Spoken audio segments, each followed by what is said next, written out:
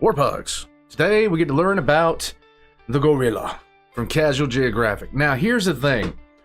Gorillas are some of the most laid-back animals flat out. They just don't want any kind of issues whatsoever.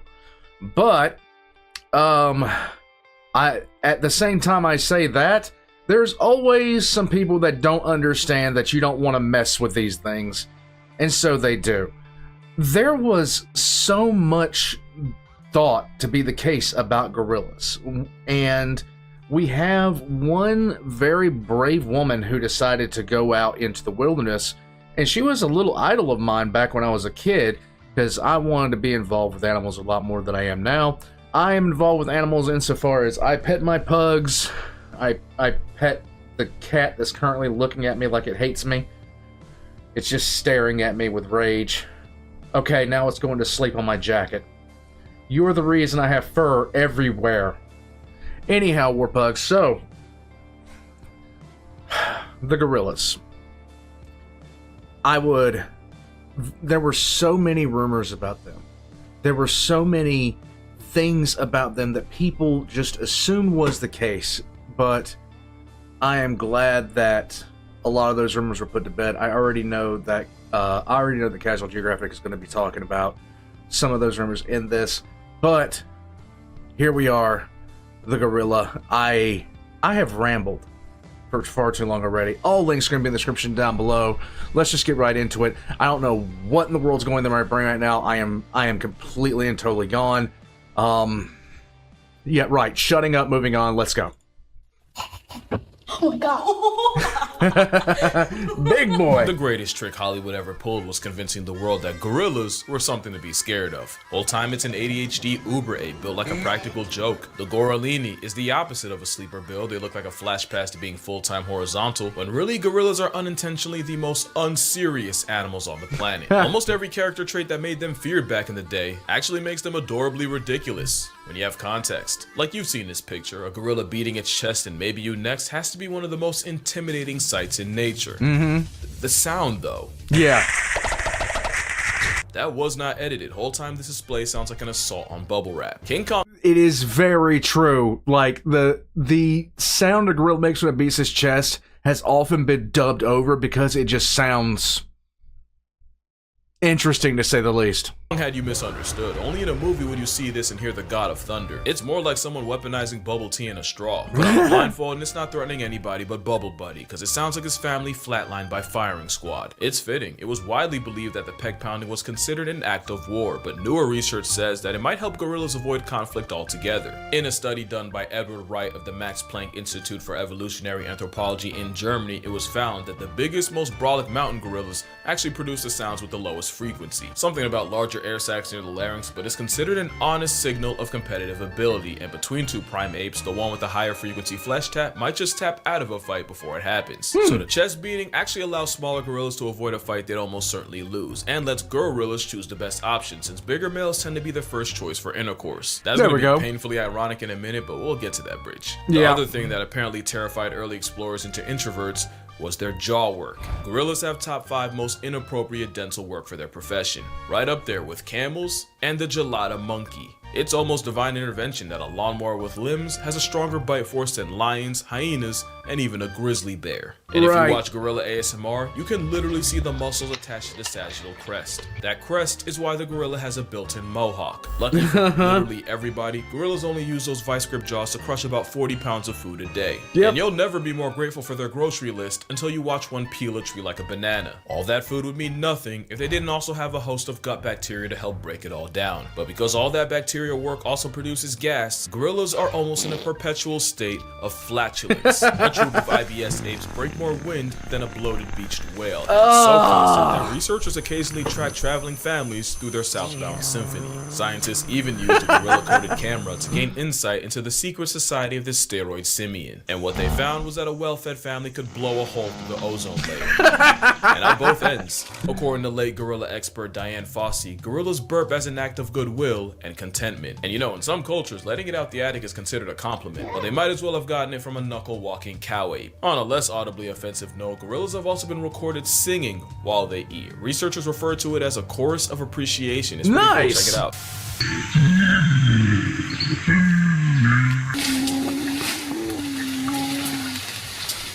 So quite literally, they're doing their own version of the Nom Nom song. Gorillas, people. Making internet memes before they have internet. It is literally the Nom Nom song. Version of a giant gingerbread house has Gorilla Gang singing out both ends. It's also a fact that they sing louder when eating their favorite foods like this banana tree stalk. And the funniest thing is, in the wild, the lead singer is actually the Silverback. Science says he uses singing, or well, more like humming, to tell the group when it's time to stop and eat. And you know the law, when Silverback speaks, everyone listens, and when he sings, it's time for fixings. But I'm not hungry. Okay, jeez. It makes sense. That's dad energy right there. Few things are more dominant than the lead Silverback male. You know he's the one calling all the shots and making all the decisions for a troop of up to and sometimes over 30. One could say that is the peak male form. And you remember that painfully ironic thing I promised? Well, it's about that time, but before you judge me, I'm just gonna remind you that this is strictly educational. But I would feel weird if I didn't say this. So if you're a child, an adult with a child, or an adult who thinks they're a child, skip to this timestamp right here. Or don't, I can't stop you, but don't let your parents blame me if you don't. Here's an ad while you consider the cost of curiosity. So, fun fact about a silverback, they're the largest apes in the world, can weigh in the neighborhood of 500 pounds, and when they're private at attention, they're about 3/4 short of 2 inches. They don't just have the smallest waist snake of any ape, it's widely believed gorillas have the smallest member of any mammal relative to body size.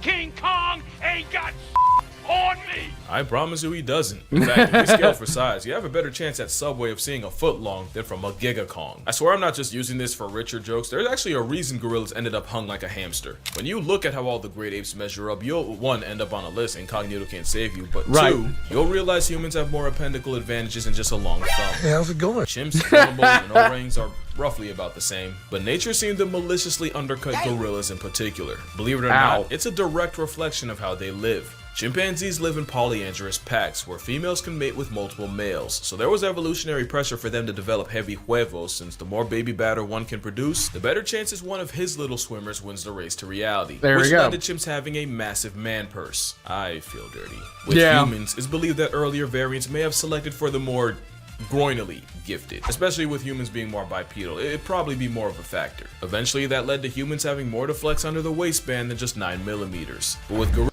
why would you continuously? Why?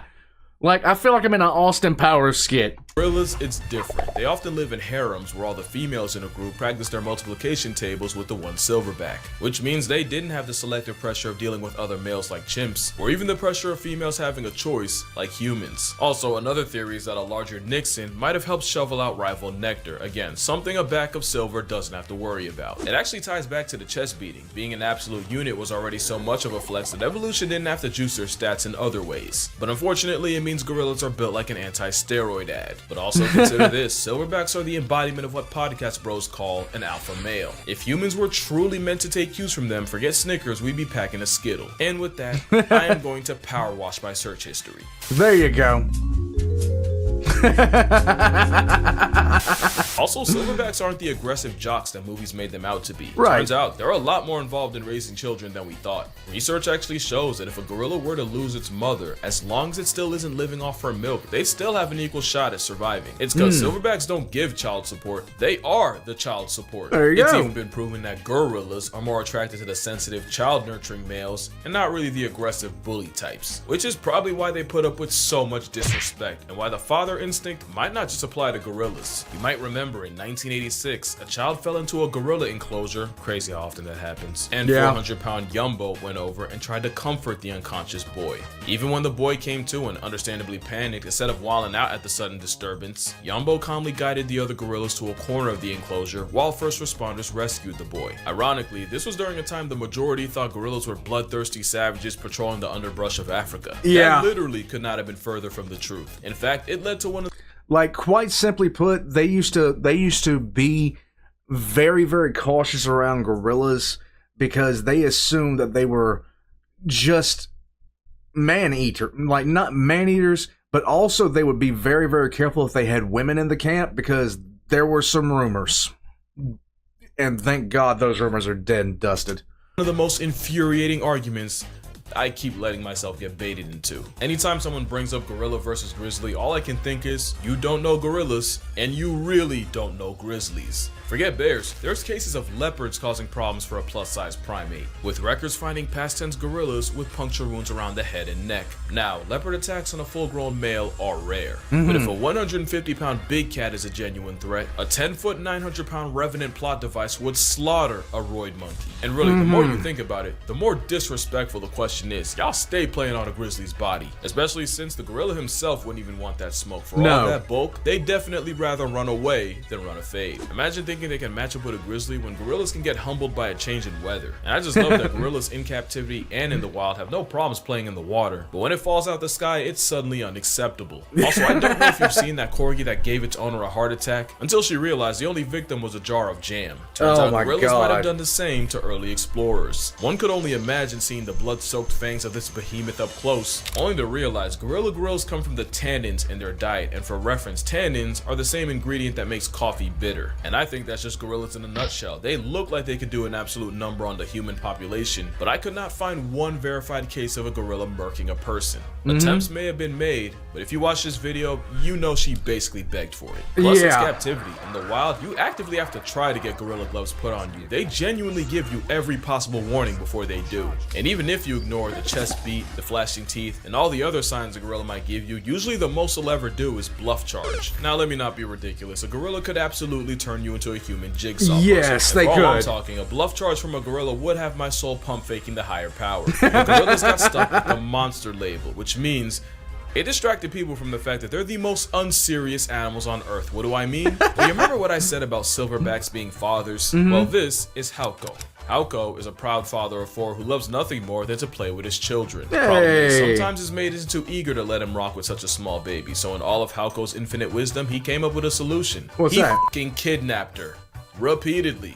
And yes, he did this with all his children, proving it really is a game to him. I'm sorry, you can't. You're telling me I'm supposed to be afraid of this? This is chronically unserious. But not unsurprising. Gorillas have a genuine sense of humor. Had Marion Cooper have known, King Kong might have had a different storyline. Like Exhibit B, watch enough gorilla videos and you'll notice they have an interesting habit of grenading. As in, they'll throw something and immediately run away like skeletons. Now you could argue it's a territorial, non-verbal way to tell humans to F off, but that goes against my narrative, so I'm gonna disregard it. Also, they've done it so many times exactly like this. It's like, how am I not supposed to see this as a prank?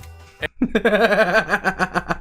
like, yeah, I'm done. I'm out. I got better things to do. And if you need more proof, Koko, the sign language speaking gorilla, once tied her caretaker's shoelaces together and then signed the word chase. Now I know there's been a dispute as to whether Koko actually learned sign language or was just a master mimic that learned sign language the same way dogs learn words like sit. There's a much more nuanced conversation to be had on whether Koko was a genuine case of comprehension. This is simply put one of the most adorable things you're ever gonna see. They gave her a kitten. I can't. I honestly can't with this. Or just memorization and regurgitation. But that's not why I'm mentioning her here. It's because she was involved in one of the most absurd lawsuits I've ever read. In 2005, 3 female former staff members filed a lawsuit against the Gorilla Foundation, because allegedly Koko was demanding that the workers flash her, and no, I do not mean with lights. According to Nancy Alperin and Kendra Keller, program director Francine Patterson told them that Koko had an obsession of the mammary variety and pressured them to expose their upper halves to the gorilla, even implying that their jobs would be in danger if they refused. They refused. And some of the quotes that will come out of this suit are almost too ridiculous to be real. And apparently Koko did not discriminate, with one man recounting a time Koko went up to him and demanded to see his human headlights, at a party no less. He didn't even say no, he said later, and according to him, Patterson put an arm around him and basically hit him with the, "Do you really want to say no to her?" There were other complaints like unpaid overtime, dangerous work environment, them apparently storing gorilla urine in the same fridge they ate out of, but none as outrageous as a 350-pound bosom bandit, especially. Hey, you know, you gotta, if you're a creeper, you're a creeper. Doesn't matter, you know, what you got to say. It's, you know, it is what it is. When you find out, Patterson would switch up majorly when big-time donors came around. What do I mean? Well, apparently, whenever Koko would make one of her request in front of a possible benefactor, Patterson would just say, oh, you know, nipple sounds like people. So what she's really saying is she wants to see more people. Yeah, they should have read the verdict right there, because who even lies like that? I don't think that's how sign language works. No. The case was settled out of court, so I guess we'll never know. But to be fair, how would multiple people lie about something like that? It means gorillas are the only animals to be formally accused of harassment of the sensually explicit kind. But it also Yeah, but at the same time, they don't have the same morality as we do. They just could have found it interesting. You know, Koko could have just found it interesting. Like, oh, look, you know, we prescribe too much stuff to that, and it's an animal. What do you want? They might just like breasts. Just saying. I mean, it's not the weirdest thing that you ever heard of. I've actually seen some of the weirdest stuff that you've heard of. Never mind, we're not going down that rabbit hole. I don't need a trip to the mind cleanser tonight.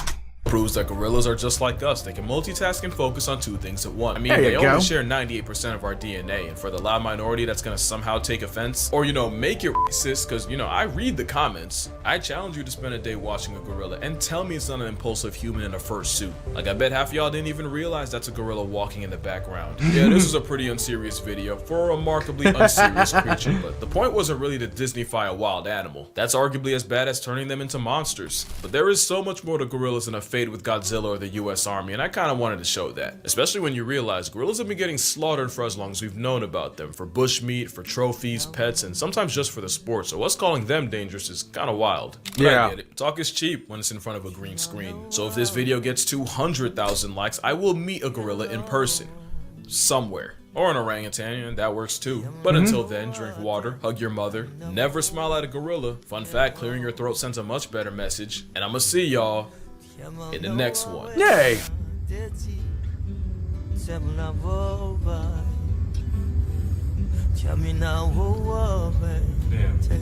Oh, that's a good shot.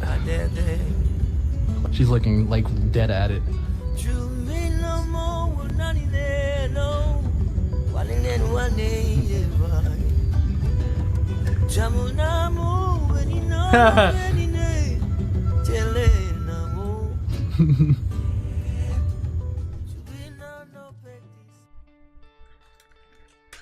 Oh my god. We're bugs. We're bugs. Gorilla. It's one of those animals like that has the perception of them has changed so rapidly. In the past like 40 years, it has been it's such a different perception of how we view them now versus how we viewed them really not too long ago. I remember reading about Diane Fossey, and her basically her treks out there to meet up with the gorillas and be around the gorillas. It was really like that was my childhood, man. And people just had all these really, really unsubstantiated views about gorillas and what they would do and how they acted and everything, up, left, right, to the side. And I'm so glad that those have been proven completely false. If you were to put me around one of the great apes, one of them, and you just got me in a corner and said, hey, look, you're going to have to spend about, I don't know, 5 hours around a pack of great apes, which would you choose? I'd either choose gorillas or orangutans. One of the two. And I'd really, really, really, really lean towards the gorillas. Because I know they're not going to mess with me. I know they're not going to mess with me because I'm not going to mess with them. I'm just going to sit there. I'm not going to say anything. I'm just going to chill and let them be gorillas. And I'll be by myself. War pugs. Be kind to animals. Be kind to animals. I'm going to catch you guys next time. All links are going to be in the description down below. I hope you guys had a good time. And we'll catch you guys next time. Become a member or Patreon for early access, and I'm out.